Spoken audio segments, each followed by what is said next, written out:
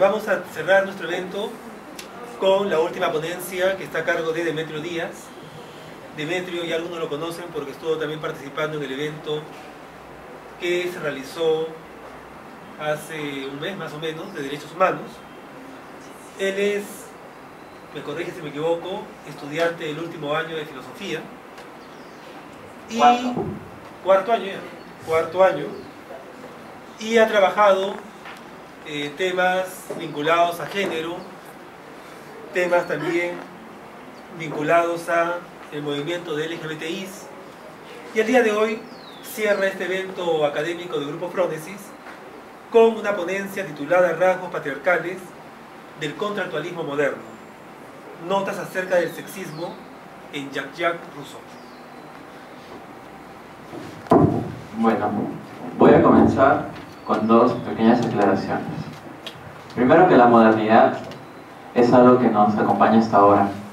Es algo que surge después de las guerras de religión, nos contextualizamos en el siglo XVII, y a partir de esta época vivimos en un mundo en el cual podemos claramente sentirnos identificados. Es un mundo en donde el relato religioso deja de ser el relato compartido y ha entrado un nuevo ser para la convivencia, y esas justamente han sido las categorías políticas de la modernidad. No podemos entender el hoy ni el ayer sin estas categorías, sin las nociones de derechos individuales, sin las nociones de pactos, sin las nociones de contrato. Es otro mundo.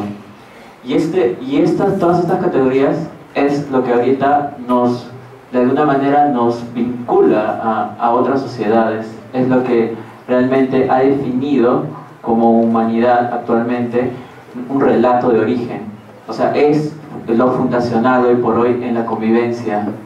Hasta los estados que son fundamentalistas hoy en día, como es la Arabia Saudita, por cierto, participa en estas nociones. Entonces, yo comprendo que la modernidad, que comenzó siendo modernidad europea, se puede rastrear hasta el día de hoy.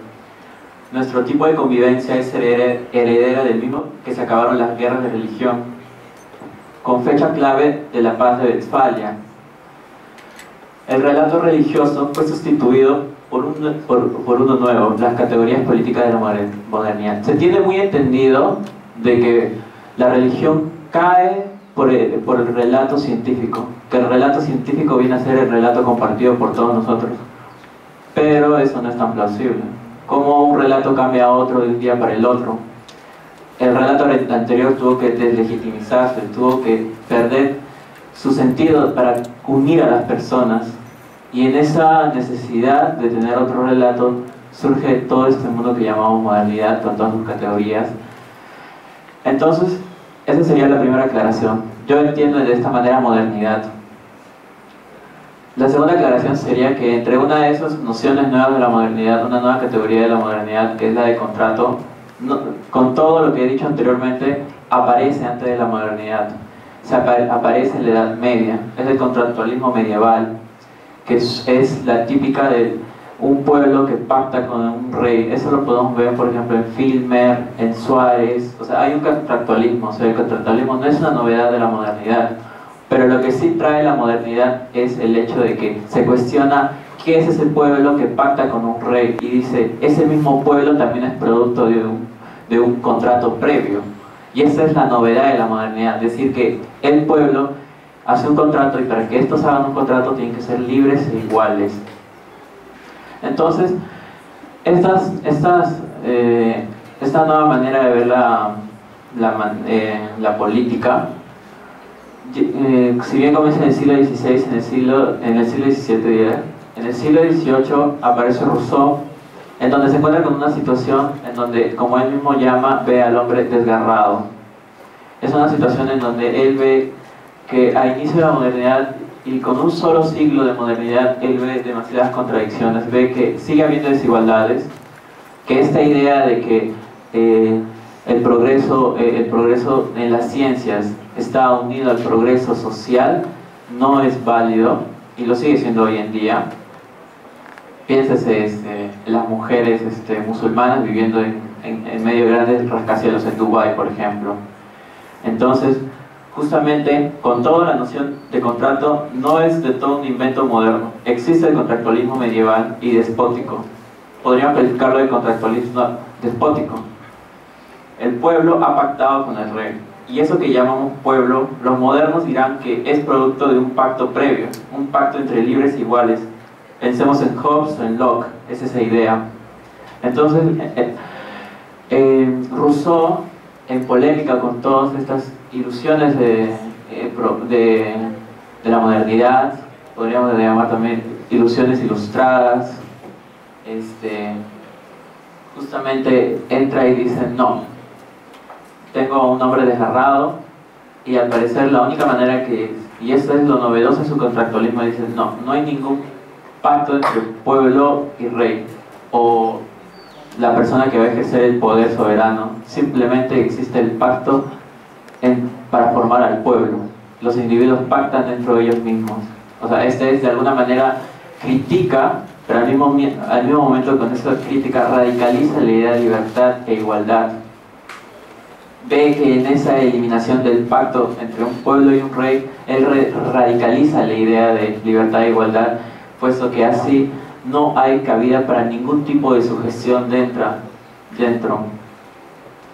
Entonces, justamente en todo este contexto en donde podría verse que todo está normal, está ok, que Rousseau, bueno, critica al mismo tiempo un proceso en el cual no está cumpliendo sus expectativas, pero al mismo tiempo a Rousseau se le encuentra algunas cuantas contradicciones. Y es, por ejemplo, lo que suele pasar con el caso de las mujeres, siempre que se habla de las mujeres. Por ejemplo, dos ejemplos con algunas ponencias que ha habido hasta ahorita. Se habla de un concepto de persona no excluyente, pero cuando se habla del feto como persona, creo que estamos siendo demasiado excluyentes con las mujeres y su derecho a la autonomía. Creo que él, de alguna manera, sigue esa idea de acto y potencia con eso del feto. También cuando se habla de que en el ágora solo van los hombres a realizarse, no hay la sociedad del rico, solamente iban los hombres en el sentido del masculino, nada más. Y que también se dice que en el espacio público se va a hacer la realización humana, puesto que entran en la política. Históricamente, en una revisión histórica, vemos que las mujeres han estado excluidas del ámbito público hasta, podríamos decir, hasta fines del siglo XIX. Históricamente las mujeres han sido relegadas, ni siquiera las élites femeninas, ni siquiera. Entonces, justamente como para darle ese agregado, yo cuando llevé Filosofía Moderna 2 con el profesor Quispe, yo hice este trabajo, y justamente hay dos críticas desde la misma hermenéutica feminista que a Rousseau se le hace. Será dividido en dos críticas, una de la desigualdad invisible y otra de la desigualdad visible. El de la desigualdad invisible se va a llamar contrato sexual, y el de la desigualdad visible se le va a llamar, va a ser la propia crítica de la ontología de los sexos que hace Rousseau en una obra muy conocida como que es el Emilia. Entonces, frente a este hombre desgarrado, Rousseau quiere regenerar todo esto a partir de una hipótesis que él hace, que es del estado de naturaleza, para poder así de alguna manera mostrar cómo debería ser el hombre y apoyar su idea de cómo el hombre debe ser libre, igual, radicalizando ideas que ya propiamente dicho ya están en la misma atmósfera de la modernidad. Pero analizando sus obras, podemos ver, por ejemplo, en el discurso sobre el origen de las desigualdades entre los hombres, podemos ver que el estado de la naturaleza, como muy bien sabemos, se separa en dos estados: el estado de naturaleza puro y un estado de naturaleza seca, podríamos decir. La diferencia es que en el estado de naturaleza per se, no el puro, aparece, así como por azar aparecieron una serie de circunstancias que produjeron que la agricultura y la metalurgia hicieran que las sociedades las relaciones humanas se complejizaran, y por tanto las uniones entre personas las personas se hicieran más dependientes mutuamente. También se da el hecho de que se constituye la familia, cosa que ya parece una institución social en un momento en donde no hay instituciones sociales, pero no hay ningún problema, porque si a ustedes les dicen está la familia dentro del estado de naturaleza, porque es muy normal, está en el imaginario, en el sentido común. Es ya de por sí una desigualdad en el sentido de cómo se han distribuido los roles ahí. Por eso se ha dicho, muchas teóricas feministas, Carol Bateman es la principal, dice que previo al contrato social hay previamente un contrato sexual en donde los hombres mismos se reparten y regulan la repartición, o sea, normativizan cómo se hace esa repartición de las mujeres entre los hombres. ¿Qué significa ese reparto sexual? Históricamente ha sido cómo las mujeres, cómo los hombres han planificado el contacto de hombres con mujeres. Es más patente en las sociedades occidentales monógamas. Y entonces lo que ha habido es que en realidad al preestablecer un rol de la mujer dentro de un sistema social micro que es la familia, ya de por sí se la ha puesto en una desventaja tremenda, que en este caso en el europeo occidental ha sido el de la exclusión de la mujer en el ámbito doméstico, porque hay que diferenciar que no es el único caso. Por ejemplo, el caso de las mujeres negras, ellas siempre, mientras que las mujeres blancas reclamaban su salida al espacio público, las mujeres negras decían que el espacio privado era muy bueno porque podían descansar de tanta esclavitud, de tanto trabajo arduo. O sea, todo este contexto lo veo desde esa lógica de cómo se ha desarrollado la crítica dentro de Europa y un contexto occidental. La segunda crítica que se le hace a Rousseau, que es la desigualdad visible, que es en el ámbito de la educación, que de alguna manera hay una hipótesis que dice por qué Rousseau era tan frío, tan desentendido de las mujeres en un tiempo, en el siglo XVIII, donde el tema de las mujeres ya estaba, muchos varones ya estaban sensibilizados, no tanto por la teoría, por la argumentación, simplemente por el contacto con otras mujeres también, en donde se les veía sus capacidades. Y esta es la hipótesis de una filósofa, Valcárcel, dice que como por la misma condición social de Rousseau, que Rousseau venía de una condición social muy baja, él nunca tuvo oportunidad de estar en los centros, en los cafés parisiños, por ejemplo. Entonces él nunca pudo de alguna manera o bien sensibilizarse o bien empaparse de esta nueva onda, que era el preciosismo, era esto de los cafés organizados por mujeres intelectuales. Entonces, en el Emilio, una obra ulterior dentro de la organizada obra de Rousseau, dice de que las mujeres son en realidad un sexo nada más para agradar al hombre, para ayudar al hombre con algunas necesidades, no enteramente, solamente con cuestiones domésticas nada más, que puedan ayudar a que el hombre dedique todo su tiempo exclusivamente al ámbito público, en donde pueda ejercer la ciudadanía y obviamente cuestiones económicas, como es el trabajo. Entonces ese en realidad es el gran problema en Rousseau. Vemos que fue Rousseau el que en su intento de radicalizar la idea de igualdad, libertad, eliminó la parte del contrato de sujeción entre un pueblo y un soberano, para que sea simplemente la voluntad general del pueblo la que dirigiera a la sociedad. Después también se ve de que otra manera en que radicalizó la idea de igualdad fue que en su estado de naturaleza dijo que todos eran autónomos, autosuficientes, nada dependientes, nadie ni había propiedad privada, ni ningún hombre era propiedad privada tampoco.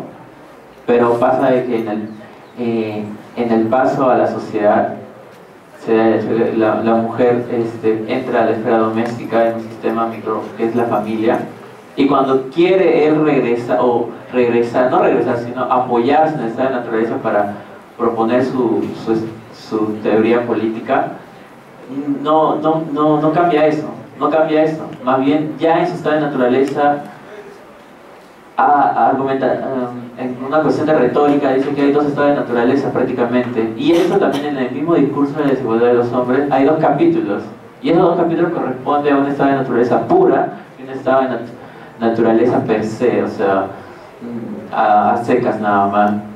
Entonces, la primera está de naturaleza pura, se presta para una retórica para decir que todos somos iguales, autosuficientes. La segunda condiciona lo que va a derivar después en la organización social. Y entonces estas críticas, por ejemplo, le hacen pensar a una pensadora que se llama Michelle Edel, le dice, si aceptamos que el sistema de Rousseau tiene que tener una contradicción, para poder aceptarlo podemos poner en tela de juicio cualquier filosofía en realidad. Pero en realidad yo estoy muy convencido de que justamente en ese momento, ya con Rousseau estamos en el inicio del nacimiento de las ideologías políticas. Entonces, no es de por sí una filosofía con intención de buscar la organización social ideal para vivir en libertad e igualdad, simplemente es nada más representar algunos intereses. Y por eso hay un libro muy interesante de Rosa Cobo que dice, justamente cuando se deslegitimiza el patriarcado a finales del siglo, a mitad del siglo XVIII, surgen nuevos fundamentadores como es Jean-Jacques Rousseau, de ahí que se llama el padre del patriarcado moderno, porque él le da un nuevo fundamento a la sujeción de las mujeres, que ya estaba en tela de juicio, porque a la caída de los estamentos también cae la jerarquía sexual, es algo que se da al mismo tiempo. Entonces es interesante rescatar que dentro de las críticas que se le hacen a los pensadores políticos, muy pocas veces se habla de las críticas feministas. Es muy interesante ver cómo la historia del pensamiento político siempre se le podría poner a pie de página los comentarios de las feministas. Es algo que no se hace. Hemos tenido la oportunidad con el profesor Quispe en un curso de Moderna hablar de estos temas, que creo que es la primera vez que se ha hecho en la Escuela de Filosofía aquí de San Marcos, tocar particularmente un ítem en el sílabo sobre una pensadora mujer. También me alegro que el compañero que está aquí, que ha expuesto antes que yo también esté leyendo a una mujer filósofa. Entonces ya se ha visibilizado esto y es oportunidad para investigarlo más. Y sé que sobre todo que el caso de Rousseau, que ha sido uno de los puntos de la hermenéutica feminista para producir más literatura crítica de la historia de las ideas, debe ser motivo para también criticar a otros autores también, y generar también, poner de manifiesto el sexismo que hay en casi todos los filósofos e ideas. Entonces eso más que todo es lo que yo quiero compartirles, ver cómo Rousseau, en su intento de radicalizar la libertad y la igualdad, mantiene sesgos preilustrados, sesgos anti-igualitarios, antilibertarios también, y todo por seguir una lógica que está muy arraigada dentro de la sociedad occidental, de origen judeo-cristiano, porque somos judeo-cristianos más que griegos. Y nada, eso es lo que quería compartir con ustedes, los problemas que hay con Rousseau, de que completamente es un ideólogo, no hace filosofía política, porque cae en contradicción, no se puede sostener su postura. Gracias.